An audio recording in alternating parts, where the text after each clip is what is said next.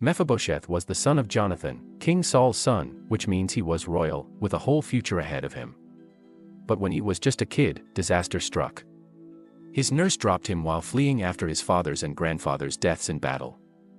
The fall left him crippled for life. He spent the rest of his days in a place called Lo-debar. Sounds kind of bleak, right? Lo-debar literally means no pasture, which is basically a place of forgotten people, a barren land with no hope. He went from prince to nobody, but here's where it gets good. Years later, David, now king, starts asking, is there anyone left from Saul's family, anyone I can show kindness to, for Jonathan's sake? David didn't have to do this. He could have wiped out every last one of Saul's descendants to secure his throne. But instead, he chose to honor the covenant he made with his best friend, Jonathan. And that's when Mephibosheth's life changed. David calls for Mephibosheth and tells him, don't be afraid. I'm bringing you to live in the palace, and you'll eat at my table from now on.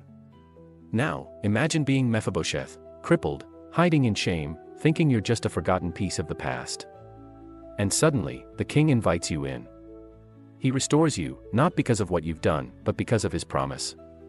Can you feel that grace? It's overwhelming. See, this story isn't just about David's kindness. It's a picture of God's grace to us. Just like Mephibosheth was powerless to change his situation, we can't restore ourselves. But God, He invites us to His table, not because we're perfect, but because of His promise through Jesus. Mephibosheth went from broken and forgotten to being treated like a king's son. And that's exactly what grace does. It restores, it redeems, and it invites us into a seat at the table.